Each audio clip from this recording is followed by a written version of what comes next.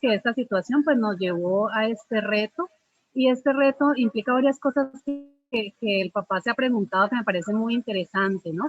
Y es que uno de los primeros asuntos es que al ir hacia la casa, es decir, digamos, al convertir el contexto escolar en el contexto de casa, pues sucedió que se juntaron las dos rutinas, la rutina que tenemos en casa y la rutina que tenemos cuando vamos al colegio. Y ese encuentro resignifica poder hacer algunos acuerdos para generar un equilibrio. Regularmente en casa, pues los niños ya están acostumbrados a que pueden levantarse más tarde, que seguramente no tienen que, digamos, afanar ciertos procesos porque no tienen que desplazarse, ¿sí? El asunto de estar en casa también a veces facilita mucho pasar de una tarea a otra. De pronto yo estoy aquí, pero estoy en mi cuarto, por ejemplo, que nos lo veíamos mucho con algunos niños, entonces tengo mis juguetes. Entonces rápidamente paso de la actividad escolar que tengo con la maestra en pantalla a jugar con mis juguetes porque estoy en mi espacio. O pues voy al baño. Yo no pido el permiso para ir al baño como normalmente sucede en un contexto escolar, pues porque estoy en mi casa. Sí, en la casa esas cosas no suceden. Entonces, digamos que allí aparece el adulto, digamos de una manera, digamos como un acompañamiento, digamos muy fuerte frente al niño para poderle enseñar al niño que aún estando en casa está enfrentado a situaciones escolares. ¿Y eso qué implica? Que tenemos un horario para levantarse, que tenemos un horario para desayunar, que tenemos un horario para vestirnos. Digamos que a veces decíamos, no, pues mientras voy prendiendo la pantalla, le voy dando el desayuno, o dejemos la camarita apagada mientras él se va desayunando, mientras lo vamos peinando, ¿no? Entonces, ¿por qué digo que el adulto le implica de manera fuerte? Porque es el adulto quien debe reorganizarse para que el niño pueda organizarse, ¿sí? Poder levantarlo realmente antes, poder calcular los tiempos que se requieren. Ya no tengo que desplazarme, claro, pero igual la idea es que cuando el niño encuentra ese momento pedagógico con la maestra en el que está en pantalla, de todas maneras, ya ha hecho todo el proceso previo, como cuando iba al jardín. Sí, entonces ese proceso del baño, el proceso del vestido, el proceso del desayuno, y digamos se encuentra en ese momento escolar. Sí, algo que es supremamente importante que a veces en casa, digamos, se nos olvida, digamos, un poco, o lo podemos correr y jugamos como con esos tiempos, y es que el niño se aliste, que se quite la pijama, que se ponga la ropa, es decir, no va a salir, claro, pero de todas maneras, este asunto de poder comprender que el colegio, así no nos guste tanto, es por el computador, como le decimos a los niños, nuestro colegio es por el computador por ahora, pues va a significar un proceso que después nos va a ayudar a que en el momento de la alternancia, cuando los niños ya vienen al colegio, pues no tenemos que volver a reconstruir unas rutinas. Sí, digamos que este asunto debe empezar allí, en ese encuentro. Si los niños no están escolarizados, porque sabemos que algunas familias han tomado la decisión, sobre todo pues en estas edades tan pequeñas, de tener en casa de pronto alguien que los apoye, como nos compartía ahorita el papá, que es importante, igual, la persona llega, ¿a qué hora llega esa persona? ¿Cómo la recibo? ¿Cómo me he preparado para recibirla? ¿Sí? Entonces es todo este asunto de cómo me organizo, no es que llega y espérate un momentico que está terminando de desayunar, espérate un momentico, lo termino de peinar, espérate un momento, ¿qué es lo que necesita? ¿Qué materiales son? No, sino que digamos que alistamos todo esto previo junto con el niño. Eso es súper importante también en las rutinas. Alistar juntos los elementos que necesitamos. Sí, eso creo que es fundamental y son cositas que podemos hacer en casa.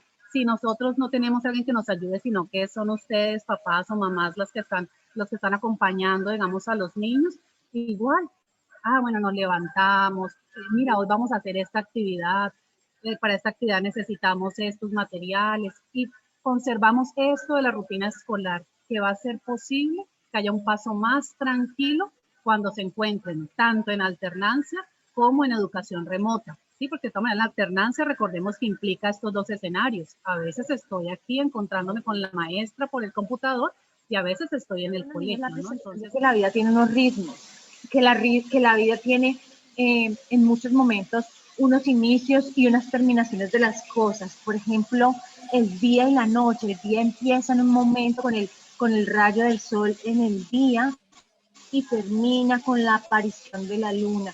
Es decir, todo tiene un inicio y un final y el niño necesita introyectar esta percepción de que en la vida hay unos ritmos, como el ritmo de la respiración. El aire entra y luego sale, el corazón bombea, entra y viene y va la sangre circulando. O sea, en la vida es un circular, es un devenir. Y la rutina le permite al niño precisamente eso. Y esta percepción necesita introyectarla al niño para poder entender que el mundo tiene un orden, que el mundo tiene unas secuencias en la vida. Entonces, de ahí la importancia también de que cuidemos esto de las rutinas, aun cuando permanezcamos en casa por mucho tiempo, como bien lo venía diciendo Eliana, o sea, estudiamos en casa, estamos todo el tiempo en familia, pero sí debemos cuidar que esto permanezca. Además, también un elemento importante que nosotros, sobre todo en el inicio de todo este asunto, empezamos a ver en algunas familias, y es que les llevamos a los niños a que ellos se bañaran, se vistieran, estuvieran listos, pero algunos papás no hacían lo mismo, ¿cierto? Entonces ellos incluso estaban trabajando en casa, o de pronto algunos estaban ya no estaban haciendo trabajo como tal, sino solamente labores del hogar. Entonces mamá o papá no se bañaban, no se vestían, empezaron a tener también diferencias en los momentos en los que se alimentaban. Entonces esto entraba en una disonancia en el niño, pero ¿cómo así que yo sí tengo que levantarme mañana, vestirme y entrar y estar listo en la clase con mi teacher, pero tú no haces lo mismo? Entonces digamos que también esto está en coherencia con lo que Eliana les estaba diciendo, y es acompañemos la rutina, y acompañar la rutina no es solamente estar con ellos allí, ¿cierto? Sino también mostrar desde mi ejemplo cómo se hace y cómo yo también estoy en este ritmo y en este devenir. Que, digamos, los seres humanos somos seres sociales. Buscamos en todo tiempo encontrarnos con un otro. Y definitivamente en esa concepción y en esa esencia de ser seres sociales, pues nuestro conocimiento también se construye a partir de allí. El principio del preescolar está, digamos, atravesado por procesos de socialización, entran en angustia. No. Esto hace parte de nuestra naturaleza, ¿sí? Y a veces los papás decimos, no, es que como muchos de ustedes lo han vivido y como nosotros desde este lado lo vivimos, y como mamá también lo vivo, y es a veces esa baja tolerancia que puede haber a las pantallas y decimos, no, con las pantallas no, pero resulta que hay unos elementos que también se presentan que no van puestos solamente desde la cognición, no están puestos solamente desde un aprendizaje de un contenido o de un proceso académico. Estos espacios ofrecen otras cosas que van mucho más allá y son precisamente estos procesos de socialización, de poderme encontrar con el otro, donde yo tengo que negociar, tengo que ceder, donde yo tengo que apalancar procesos donde alguien me apalanca a mí.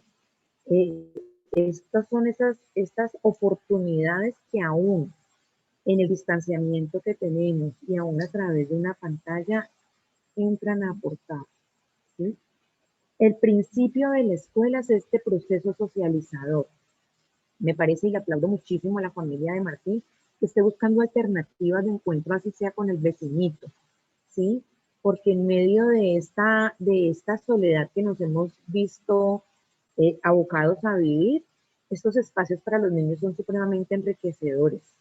Entonces, desde allí nosotros como papás los invito a pensarnos en algo que es bien importante, y es ¿qué buscamos nosotros cuando nuestro niño está en el colegio, cuando nuestro niño está en el jardín? Realmente, ¿cuál es nuestra intención? Y pensémonos en los niños que tenemos justamente en este segmento que es el preescolar. Nosotros estamos buscando ocuparlos, estamos buscando que aprendan cosas, o estamos buscando desarrollar en ellos todo su potencial humano. Estamos buscando que ellos tengan una vida tranquila y armoniosa con todos los bemoles que se pueden presentar, pero que puedan digamos, de alguna manera darle solución y trascender por ellos. Entonces, esta es una pregunta importante, porque si yo llevo a mi hijo al colegio para que aprenda cosas, entonces la posibilidad de enfrentarlo a un aprendizaje a través de pantallas, pues no es una buena opción, porque nuestros niños a nuestra edad, ellos efectivamente no te van a permanecer mucho tiempo frente a la pantalla. Es decir, la propuesta pedagógica que se haga tiene que ser una propuesta muy variada. Aparte de eso, debe contar con unas pausas que le permita descansar de la pantalla, que le permita moverse también. Pero si lo que yo pretendo no es solo ocuparlo y que aprenda cosas, sino que también se desarrolle en sus aspectos psicomotrices, socioemocionales, en sus habilidades de autogestión, de comunicación, pues estos espacios aún siguen siendo válidos y pertinentes para que los niños puedan acceder a eso. Esto como que quería compartirles y dejarles también como reflexión desde allí, porque creo que ese es el principio que puede traernos a nosotros como familias a la calma, sabiendo y teniendo claro qué es lo que nosotros buscamos de verdad cuando ingresamos a nuestros niños a un jardín, a un colegio, a un ambiente educativo. Bueno, yo quisiera retomar desde una frase que me pareció muy poderosa, como decimos acá en Cañaveral, que acaba de mencionar Yitsenia, y es: el principio de la escuela es un encuentro socializador. Y esto me devuelve a las últimas 3 semanas que hemos estado viviendo con los niños, que hemos tenido algunos grupos que vienen en alternancia. No sé si ustedes conozcan un poco nuestro modelo, el piloto que estamos haciendo. Tenemos, por ejemplo, en el preescolar, tuvimos hace 3 semanas 3 grupos, y en esta semana y la que viene vamos a tener otros 4 grupos, en total tenemos 7. En esta experiencia de las 3 semanas nos hemos dado la tarea de recoger a los niños desde su sentir, desde sus percepciones, y les hemos formulado una pregunta, y es: oye, ¿qué es lo que más te ha gustado de venir al colegio, de volver al colegio? Las respuestas más presentes son estas: encontrarme con mis amigos, encontrarme con mi teacher, jugar, ir a la montañita a una exploración, recoger palitos para hacer un arbolito. Un niño también me decía, y incluso nos reíamos, pero de alegría con Eliana, cuando decía: no, aprender a saltar cuando el piso está mojado para no caerme, y no, como no dañarle el trabajo a la señora del aseo que nos ayuda acá, que es Chelita. Entonces, digamos que esto nos devuelve a nosotros a pensar que realmente sí, al colegio venimos a aprender conceptos, claro, aprendemos cosas, los niños aprenden eventualmente los trazos, bueno, conceptos sobre comunidad, pero digamos que la búsqueda principal que hace el niño es la del encuentro con el otro, es la del juego, porque además a través del juego es como el niño simboliza el mundo. Es como el niño entiende el mundo, es como el niño representa lo que le está pasando a su alrededor, y además también pone en juego toda su emocionalidad. Céntrese usted, papá o mamá, a ver cómo su hijo juega, qué relatos hace su hijo cuando juega, y allí usted se va a dar cuenta claramente cómo está el estado emocional de su hijo o de su hija.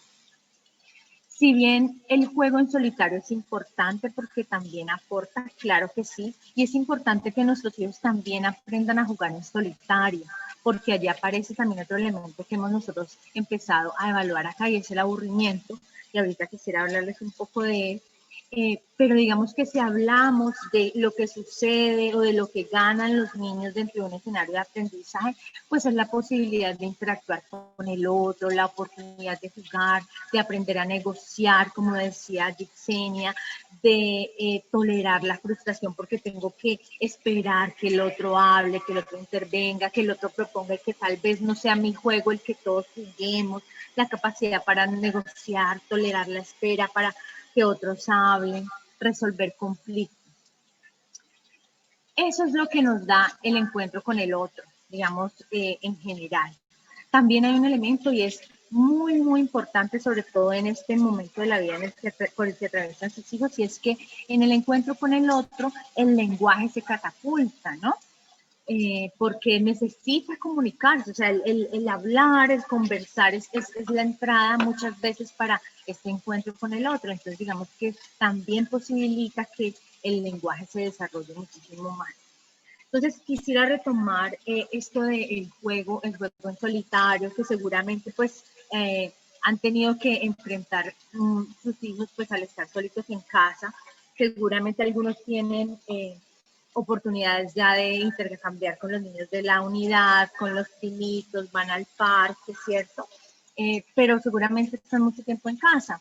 Y el juego en solitario es clave también, porque como les digo, les permite también de todas maneras simbolizar el mundo, pero es un recurso interesante que pueden tener para que los niños lidien con el aburrimiento. Los niños hoy por hoy, como han estado tanto tiempo en casa, están diciendo estoy aburrido, no sé qué hacer, mamá, mamá, mamá. Entonces, digamos que si el niño aprende a jugar, a resolver, a lidiar con esta frustración de no saber qué hacer con su tiempo y va y encuentra un recurso para jugar, es importante porque empieza a aprender a cómo regular su emoción, su frustración, su angustia, esta espera de no saber qué hacer. Entonces, digamos, ¿a qué voy también con esto? A que capaz, si aparece el aburrimiento, permitámosle al niño que transite por él. Ok, devolvámosle la pregunta, ¿estás aburrido? ¿Y qué puedes hacer? ¿Qué se te ocurre? Utiliza tu imaginación, crea una posibilidad, busca, porque acuérdense que en el ocio y en esos momentos de paréntesis es que han aparecido los mayores descubrimientos, ¿cierto? Entonces, no nos angustiemos ante el aburrimiento, permitámosles transitar por ello a los niños y salgamos un poco de esta percepción que últimamente se ha construido, no sé si les pase a ustedes, pero nosotros lo encontramos a veces en las familias, de que son los adultos los que necesitan entretener a los niños y resolverles y ser como los recreacionistas de los niños. No, podemos acompañarlos a jugar, sí, necesitamos jugar con ellos, sí, pero también los niños necesitan tiempos en solitario para que lidien con este aburrimiento y encuentren alternativas para ocupar su tiempo. En cuál es el impacto de todas estas situaciones, ¿sí? Claramente, cuando nosotros contratamos a alguien en casa para que acompañe a nuestro hijo en el aprendizaje, nuestro hijo seguramente va a ganar en conceptos, ¿sí? Pero no va a ganar en esto esencial del aprendizaje, en este asunto de tolerar ese otro. Es que este muchachito sí que habla, este no deja hablar. No, esta profesora debía silenciarlos a todos, pero es que no escucha a mi hijo. Pero papás, es que aquí en el colegio, cuando los niños están en el colegio, cuando están en el jardín, ellos tratan de hablar todos al mismo tiempo, igual como hacen en estas plataformas, igual, pero es trabajo del maestro, de todo, digamos, el equipo pedagógico, el poderles enseñar que hay que esperar, que si todos hablan al mismo tiempo no vamos a ser escuchados, ¿sí? Y es todos estos asuntos, siempre hay alguien que tiene la respuesta más rápida y alguien que llega después, ¿sí? Hay todos los asuntos, digamos, que realmente debemos priorizar. ¿Para qué? Para que ese impacto sobre los procesos de desarrollo, pues, no sea tan alto. Obviamente vamos a tener que encontrarnos nuevamente en este espacio, en este escenario real, y lo hemos empezado a ver. Niños que eran muy autónomos y han perdido autonomía. ¿Por qué? Porque el adulto está allí. Yo siempre ponía este ejemplo. Uno le dice a los niños, bueno, niños, vamos a traer una hoja con la intención de que se pararan. Y me pasaba esto, la hoja iba llegando en el aire y el niño nunca se movía. Entonces uno como que, bueno, no, pero, o sea, necesito que te pares por el lápiz. Adivinen qué pasaba, el lápiz llegaba por el otro lado en el aire. Entonces hay unos asuntos allí que también han, digamos, han ido sucediendo y que sabemos que es con todo el amor. Uno quiere que los niños, no, es que si se para se desconcentra. No, tiene que quedarse allí, es un momentico nomás. No, todos unos asuntos que nosotros también hemos ido comprendiendo este año en el colegio, nos hemos cuestionado mucho por ese concepto de cuerpo. ¿Y por qué nos dimos cuenta de que el cuerpo existía? Porque antes como que no nos preguntábamos en general, es decir, hablo en general, mucho por el cuerpo, ¿no? Digamos, cuando habla de aprendizaje a veces en general, la población en general piensa en la cognición, y no, resulta que como estábamos sentados y nos estábamos cansando, entonces nos acordamos que el cuerpo también estaba allí, ¿sí? Entonces hemos ido construyendo, reconstruyendo todos unos asuntos para entender que en esta oportunidad que tenemos, porque realmente es una oportunidad, tenemos que encontrarnos con el otro, que encontrarnos en casa con un adulto que nos enseñe puede posibilitar unos asuntos, pero realmente no vemos, digamos, ventajas sobre eso cuando ya ponemos los niños en el contexto escolar otra vez, ¿sí? Porque es que hay algo que es clave y es esa posibilidad de escuchar, es esa posibilidad de esperar, es esa posibilidad de comprender una instrucción que viene de otro adulto que no es el adulto mamá, el adulto papá, la tía, el abuelo, es otro adulto. Ah, que voy a escuchar un segundo idioma. Ah, entonces uno podría decir, no, pero es que yo también lo manejo perfecto. No es lo mismo. Es decir, sabemos, y eso es algo que no es desconocido para quienes trabajamos en educación, que van a haber unas brechas en los procesos de desarrollo. Y nosotros como colegio las tenemos claras. Por eso estamos trabajando todo el tiempo y haciendo propuestas para que esas brechas no sean tan altas. Cuando hablo de brechas es que es posible que los niños, por ejemplo, en términos de lo motor, puedan estar más bajitos en habilidades de lo que estaban antes, por ejemplo. Que en términos de la percepción de la organización en el espacio, por ejemplo, para la lectura, hayan asuntos que digamos que no estén como hubiesen estado si estuvieran aquí en el colegio. Eso ha sido un reto grande poder, uno le dice a los niños, bueno, muéstrame lo que dibujaste. Y bueno, ellos pues se lo muestran a uno divino, pero pues uno allí hacer seguimiento a como todo lo que pasa a veces es muy complejo. Entonces, eso lo sabemos, ¿sí? Este asunto de lo emocional lo sabemos. A veces cuando el adulto está tan cerca, digamos, repitiendo al niño las instrucciones, los niños se están perdiendo. ¿Sí? Entonces ya, pues yo para qué escucho aquí en la pantalla, no, pues dime tú, el que tengo aquí, más bien dime tú la instrucción. Y nosotros como adultos desconocemos a veces la intención de la maestra. ¿Sí? Lo desconocemos porque la maestra tiene una intención pedagógica en esa propuesta que hace. Entonces, realmente sí, van a haber unos asuntos del desarrollo que no van a ser como hubiese sido si esto no hubiese pasado. Pero papás y mamás, realmente como adultos, pues esto es algo que digamos, nos supera, es decir, nos supera, no podemos, es decir, podemos preguntarnos y cuestionarnos y pensar qué hubiera sido si no hubiese pasado esto, si eso que aparecía por allá en la China y que uno le parecía que eso nunca iba a llegar, ahí no son chinos, qué pesar como les tocó, y después, sí, digamos aquí empezó a llegar todo este asunto, entonces ya se volvió un asunto global, y entonces ya hablábamos de pandemia, o sea, realmente sobre eso no puedes actuar, actuemos sobre lo que tenemos cerca, sobre nuestro microesquema, sobre nuestra familia, sobre nuestros niños, démosle las posibilidades que ellos tienen, acompañemos. Me parece genial que ustedes hayan sacado realmente este espacio y estén aquí escuchándonos, porque creo que también es de los asuntos que podemos hacer, escuchar a un otro, ver opiniones, sí, indagar. Un tema asociado a los procesos de la atención. Ha sido una preocupación grande de los papás, pero es que mi niño no atiende, pero es que no se concentra, entonces yo para qué lo voy a conectar, ¿cierto?